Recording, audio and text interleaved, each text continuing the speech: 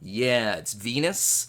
And we can tell because this picture from space right here is completely covered in clouds. Okay, so you cannot see the surface of Venus from space. It's 100% covered in clouds. Now, the Jovian planets are also completely covered in clouds, but there is a difference because this is a terrestrial planet.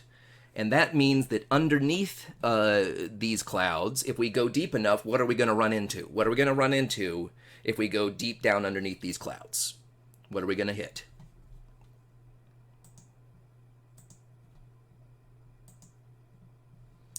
Solid land. That's correct. So because Venus is considered to be a terrestrial planet, there is land underneath these clouds. Okay. So, and this picture that we've got over here, again, I showed you guys this picture before in class. This is not an actual photograph of the surface of Venus. We don't have wide-scale pictures of the surface of Venus because since it's covered with clouds, if you do want to see the surface, you have to land something on it. That said, in a second, I'm going to show you the entire surface of Venus, because there is something you can do to look through clouds at the things behind the clouds. And this is the exact same thing that we do to see airplanes through clouds. Does anybody know what we use to track airplanes through the clouds? It's a different kind of light than visible light. It's a different method. Yes, radar. And in case you don't know how radar works, essentially what radar is, the reason it's called radar is because it's using a certain kind of light. Can anybody figure out what kind of light radar is going to use? This one should be pretty easy if you think about it. Radio. Yes, that's correct. Radio. So essentially, the longer wavelength of the radio light allows it to penetrate through the clouds a little bit better. And essentially what we can do is we can bounce radio light onto Venus from space. And you can do that from a satellite. And when that radio light bounces back, depending on how long it takes that radio light to come back to the camera, it tells you how far away the thing was that it bounced off of. And so from that, we get a picture of the entire surface of Venus that looks something like this. Okay, and the way this is working is this oval back here is the entire surface of Venus. And these little boxes are just sort of like little close-up cutouts of different parts of this picture. Okay. Now, two things about this picture. It's been colored yellow. Radio light doesn't have a color that we can see. And so this image really would have just been data, but it's been interpreted as a picture and colored yellow for us. And when I say that this is the entire surface of Venus, I mean, if this was a map of the entire surface of Earth, we'd have maybe North America right here, South America right here, Africa, Europe, Asia, Australia. That's this kind of map, okay? And it's a little bit hard to tell here, but Venus does have a lot of surface features. It does have craters, but that's not surprising because every terrestrial planet has craters. Now, here's my question to see if we're understanding some of the stuff from previous videos. Would we expect Venus to have more or less craters than Mercury? So, would we expect Venus to have more craters or less craters than Mercury?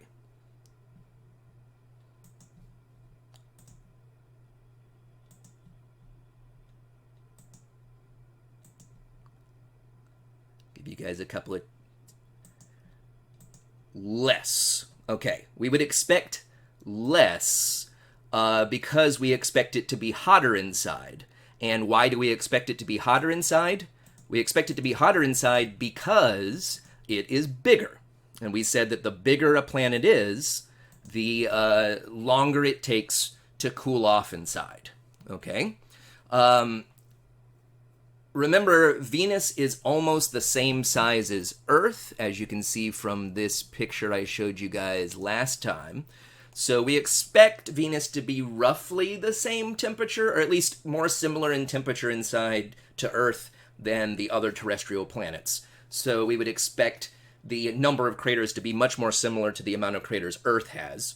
And if Venus has less craters, what is probably getting rid of the craters? Because it's not that Venus was hit less, it is a bigger target than Mercury. What's getting rid of the craters on Venus, probably?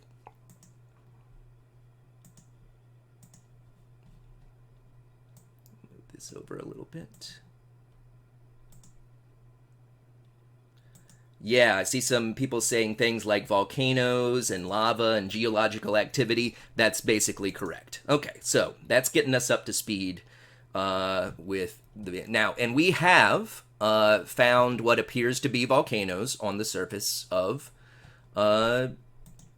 Venus. I say appears to be; they are volcanoes. And we have recently found evidence that these are indeed active. I mean, we assumed they were active because the craters seem to be being erased.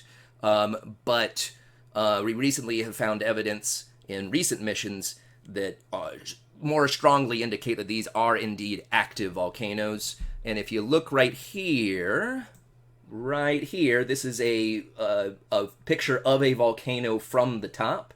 And you can kind of see the two little holes. This is actually two volcanoes really close to each other. And what might this brighter region around the holes be in this image? What do you think that bright stuff around that hole could be?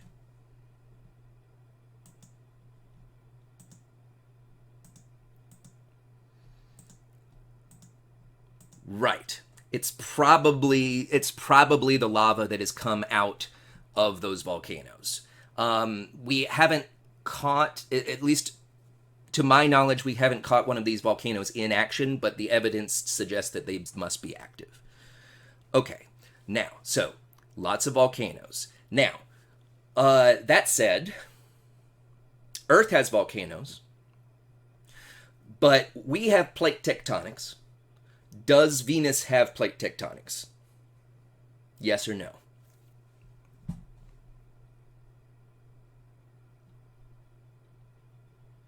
No, that's correct. Venus does not have plate tectonics. Plate tectonics, as far as we know for the planets, is only currently happening on Earth. And that means, would we expect, if there's no plate tectonics, would we expect Venus to be flatter than Earth on average, or lumpier than Earth on average? Would we expect Venus to be flatter or lumpier? Excuse me.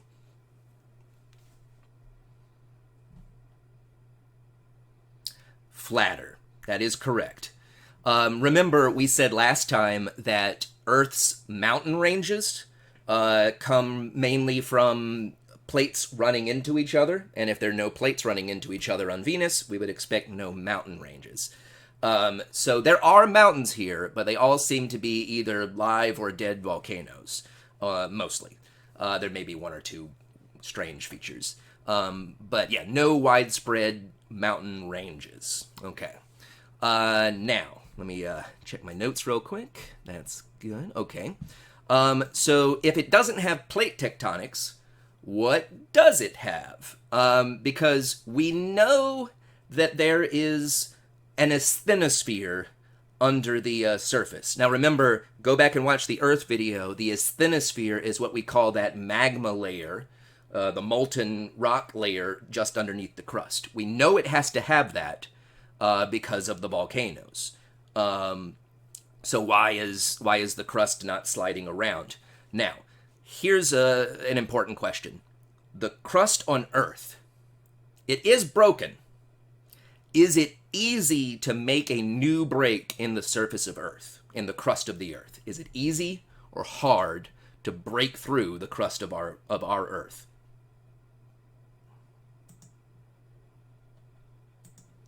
It is hard. Yes. Even though I said that the crust is the thinnest layer of the Earth, it's still pretty thick compared to, say, the height of a mountain or a human being. So our crust is very, very thick. It is broken. We don't fully understand why it is broken, but it's not like new breaks are happening all the time because of that relatively thick crust. And underneath that crust, would we expect the molten level, the asthenosphere, to be moving very quickly or very slowly? So underneath our crust, is the molten material moving fast or slow?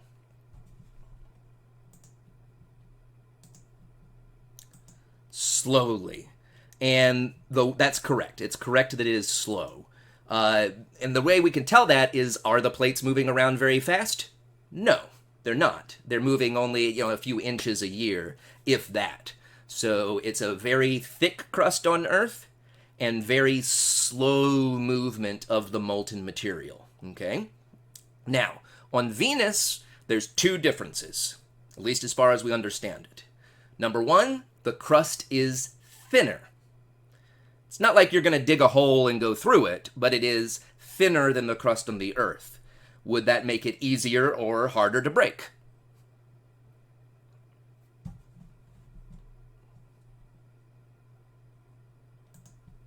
Easier. Yes, that is correct. It is easier. Now, in addition to that, the material under the crust in the asthenosphere, remember the molten level, is moving more vigorously. It's moving a little bit faster than on Earth. Not like a rushing river, but it is faster than the material on Earth. And what these two things together end up causing is that they will end up causing the wherever hot material is rising in the molten material on the surface, what would we expect to get? If hot material is rising and it melts a hole through the crust, what would we expect to get in that area if hot material is coming up? What kind of surface feature would we get in that spot? Yeah, that's right, a volcano. We would expect to find a volcano wherever hot material is rising. Okay, so wherever hot material is rising, you can get a volcano. And we can have volcanoes just like that as well. But what we see different on Venus is if hot material rises, as it rises, what slowly happens to its temperature as that hot material comes up? What happens to the temperature of the hot material as it rises?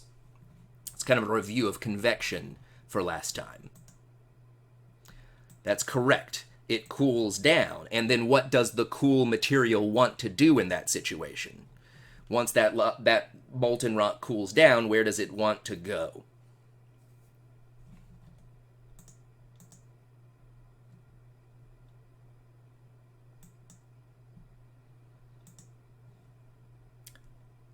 Yeah, I'm getting two right answers here, two different things.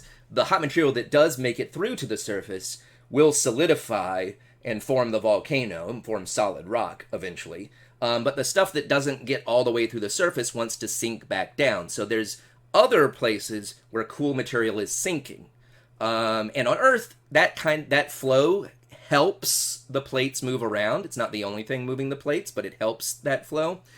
But on Venus, where cold material is sinking under the crust, what will we expect to happen to the crust up here if suddenly the material underneath it lowered down? In that case, we would expect the crust to at least partially break. Okay? So when cold material sinks underneath the surface of Venus, what ends up happening is something kind of like a sinkhole, but on a much larger scale, where the large area of the surface ends up cracking and breaking into segmented rocks that look kind of like a bunch of cornflakes. Okay? And because of that, we, instead of calling this plate tectonics, because the surface breaks apart into flake-shaped rocks, we call this flake tectonics, which I think is very goofy. So Venus has flake tectonics. And that's Flake, flake tectonics. Okay? And be careful here. I don't mean that it breaks entirely through and you have a hole down into the magma. It just becomes a little unstable, breaks apart, and forms a flaky surface. Okay, so flake tectonics. That's good. Now, do you guys know if we have a lot of pictures of the surface of Venus? Have you guys seen a lot of pictures of the surface of Venus? Like actual visible light photographs, not like artist's drawing like the one that I showed you guys a second ago. Slightly different situation. Do we have a lot, as many? You probably have seen a ton of pictures of Mars, but probably not a lot of Venus. And that seems a little strange because Venus and Mars, give or take, the distances to them is not that different. In order to get a picture of the surface of Venus, we are going to have to drop a probe on it. Does anybody know why we haven't dropped as many probes onto the surface of Venus as we have dropped onto the surface of Mars? What's different about Venus? Why not drop all these probes on Venus?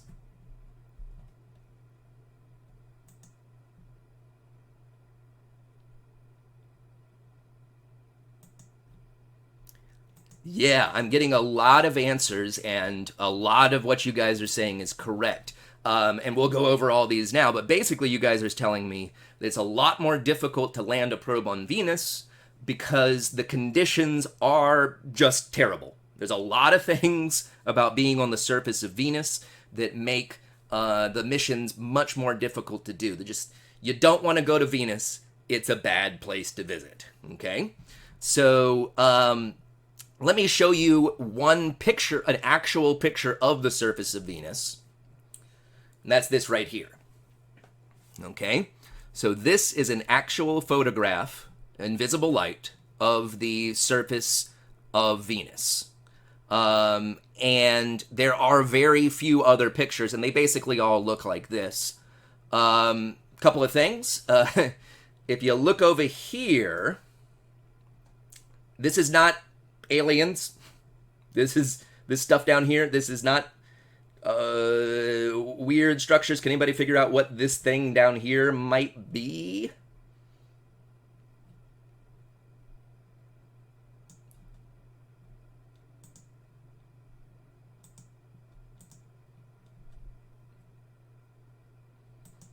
Yeah, that's the actual probe, essentially. So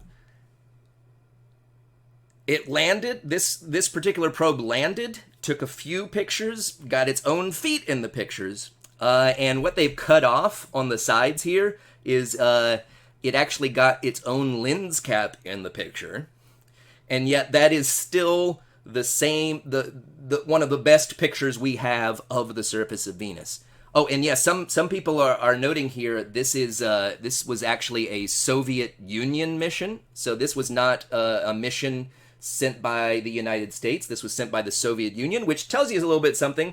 When was this picture taken? Was this a recent picture of the surface of Venus or an old one here? Well, it's the Soviet Union, which doesn't exist anymore. So yeah, it's an old picture. That tells you how often we're sending things to this planet. And in this picture, you can see the terrain of Venus. The atmosphere up here is looking a little bit yellow. We'll talk about why that is in a second. But if you didn't notice that the sky was a weird color, could this have been a picture from somewhere in Earth? If I didn't tell you this was Venus, could this have just been someplace on Earth?